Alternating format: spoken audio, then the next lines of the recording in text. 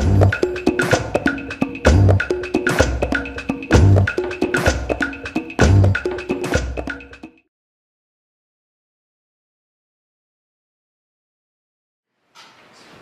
Ali Stack. I'm a sophomore and currently undeclared.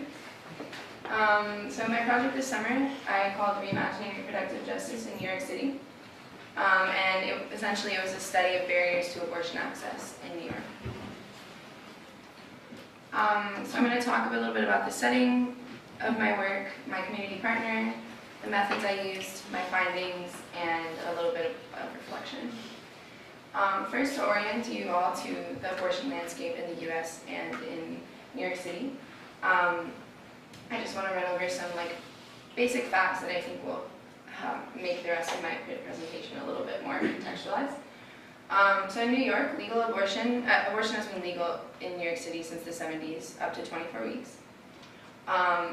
Abortion is covered by public insurance in New York City, so there are only 17 states in the country that cover abortion under Medicaid, and New York is one of them. And also in New York City is predominantly people of color, so 65% of New York residents identify as people of color.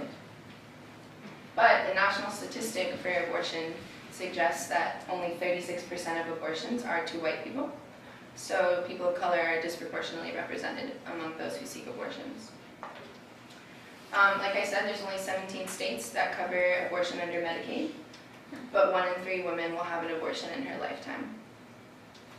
And that little graphic over there, 47% of New York counties lack an abortion clinic. Luckily, not many of those are in New York City, but I think it's relevant to discussing barriers to access. So in New York, I was partnered with an organization named the New York Abortion Access Fund. They're an abortion fund that started at Barnard College in the 90s. And they've been active for about 24 years, and this year alone they served over 300 clients. The way that their fund works is it operates as a fund where people can call into a hotline, and the fund has about $1,000 a week to allot to people who need help covering the cost of their abortion. They serve people traveling to New York and living in New York, and the organization is entirely volunteer-run. The little graphics on the side are a little snapshot of the demographics that they serve. 60% of their patients this year were uninsured, 48% of those patients were already parenting a child, and 50% of patients were in their 20s, meaning 50% were not. So my research sought to answer the question of what barriers to access exist in New York, but also how they operated and what populations they affected more than others. So this is really where the CSRE race and ethnicity lens came in, because I found that a lot of my findings were heavily tied to class and race, which I'll discuss. But to answer these questions, I used a variety of methods. So first, as a NIAF intern, I answered their hotline. So that means for weeks at a time, I would be answering the phone with patients calling, telling me their stories, and asking for money to cover the cost of their abortion. It was a really hard task, and it was really painful at times, but it was really inspiring, and I was able to collect a lot of data that way. I also spearheaded a new project that NIAF began this summer, where they called clients back a month after they had received funding from the organization to check in, see how their procedure went, make sure they were doing all right. And I was allowed to conduct these phone calls and ask people if they wanted to participate in my research and gather data that way as well. NIAF also facilitated clinic visits for me, so they're partnered with over 30 abortion clinics in the city. And what they did was set up meetings for me to go visit the clinics, talk to clinicians and abortion providers, and that really served as a great way to take field notes and kind of see where all of this was happening. So I did conduct interviews, I used participant observation, and my research, of course, was IRB approved, so all of the measures that needed to be taken to protect people's anonymity were taken. So I classified my findings in 5 different thematic categories because ultimately what I decided was that people's individual experiences couldn't be kind of summed up with a checklist of barriers to access. So I really just had to look at patterns after I gathered all my data and like read over my interviews and notes, and I was able to come up with these 5 categories. So legal barriers, healthcare barriers, diversity, cultural obstacles, and personal obstacles. So the first category, legal barriers, is a little bit of a misnomer because New York has very few legal barriers to abortion. I think it's relevant though to discuss this because a lot of people assume that because New York doesn't have a mandatory notification system for minors, meaning they don't have to tell their parents when they're getting an abortion, and they don't have to have a mandatory waiting period in between consultation and the procedure, people assume that it's very easy to access an abortion in New York. The problem with that is when you only look at barriers on a superficial, like legal level, the highest level possible and the most visible to many people, you kind of neglect all the other things that I'm going to talk about, which is what really emerged most saliently in my findings. So this quote really speaks to that. This is a quote from an abortion provider that I spoke to at a clinic in the city. And what he was saying was that his colleagues all around the country tell him how lucky he is to work in New York because the government, quote, puts all these barriers that women have to jump through to get to an abortion. So that can take the form of other legal barriers like the 2 that I mentioned, but also having requiring an ultrasound before a procedure and other things like that. But the rest of these categories are really what spoke to me the most when I looked over my data. And I think the most important one is healthcare barriers. So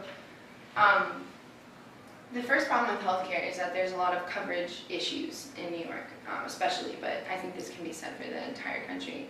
So Medicaid does cover abortion in New York, like I said, but the problem with that is people fall through the cracks, essentially. So if you make a little bit more than the income bracket to qualify for Medicaid, then you can qualify for other public health plans now under the Affordable Care Act, but the problem with that is they won't always cover elective abortion. So your chances of getting covered are not always sure, and then you have to pay out of pocket. Also, if you have private insurance that doesn't cover abortion, you're ending up paying out of pocket. And if you have private insurance with a really high deductible, that's often really hard for people to meet if they don't have a lot of medical issues, then you're going to be paying out of pocket. And abortion costs range from about $425 at the cheapest to $10,000. I saw was one case that I dealt with through NIAF, depending on the gestation. So, we're talking about a huge cost. I don't think for most people, $425 is something you can come up with like this. So, coverage options don't make it super easy to get covered, even though public insurance is kind of put in as a safeguard against that. Also, a huge problem with healthcare in New York City is enrollment time. So basically what would happen is if you qualify for emergency Medicaid or Medicaid and you're not yet enrolled, as was the case with a lot of people, you saw the statistic 60% were uninsured. A lot of times clinicians and NIAF would try to get these patients enrolled in Medicaid, but enrollment would take days, weeks, months.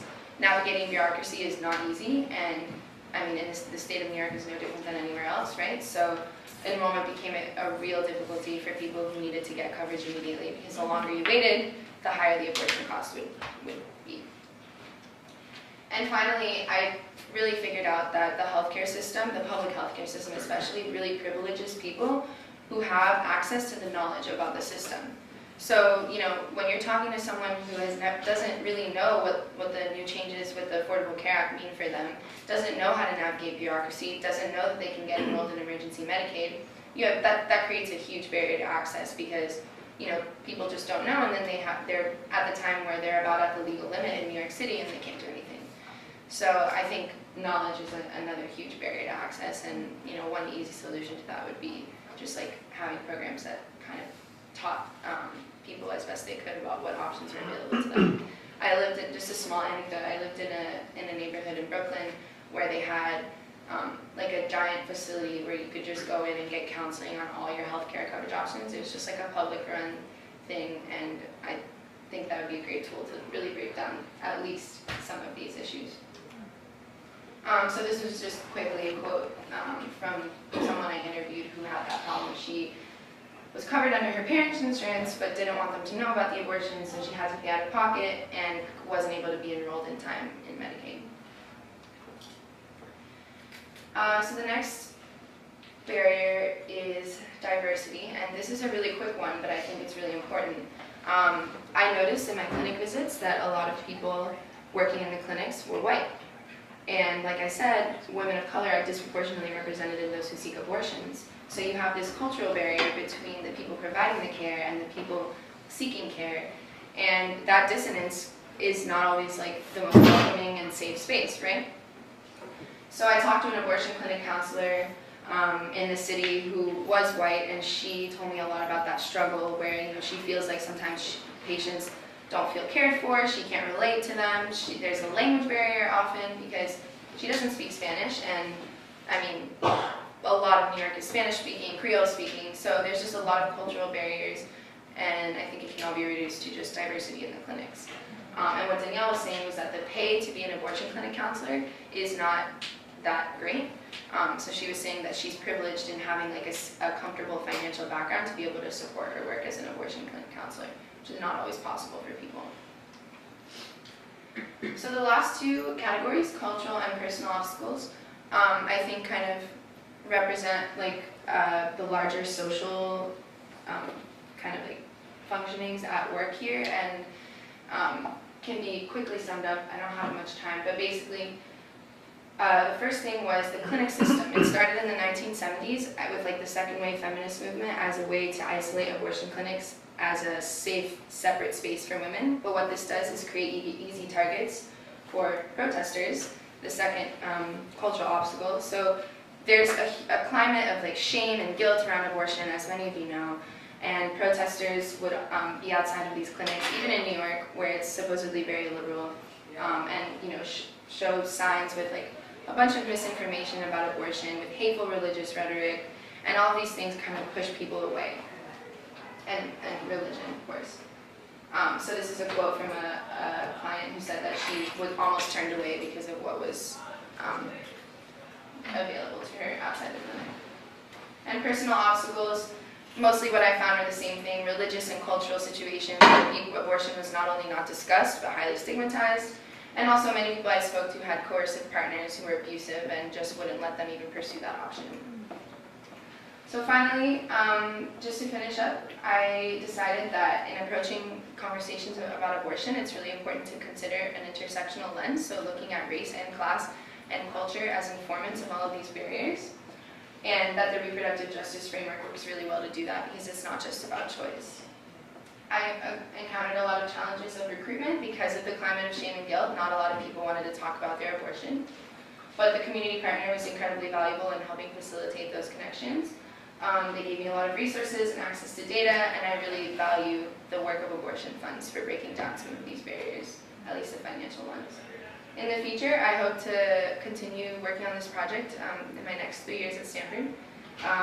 Maybe looking at race relations in the healthcare industry specifically, because I felt that was a really salient finding, and also just to see where the reproductive justice movement can best center their efforts according to the barriers that exist in an urban environment like New York. That's it.